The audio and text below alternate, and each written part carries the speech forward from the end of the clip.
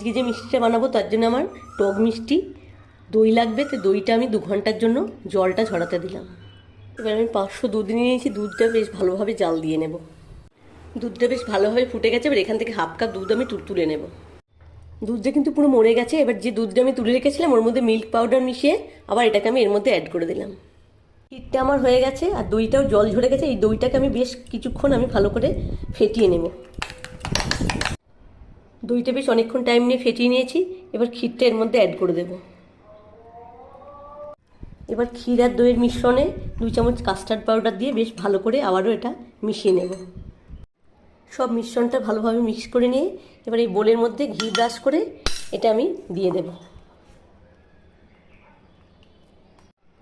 এবার এটা ঢাকা দিয়ে আমি 4-5 ঘন্টা ফ্রিজে রেখে দেব। 4-5 ঘন্টা পর ফ্রিজ থেকে আমি এটা বের করে নিয়েছি। তো দেখো, দইয়ের সন্দেশ কিন্তু আমার একদম রেডি হয়ে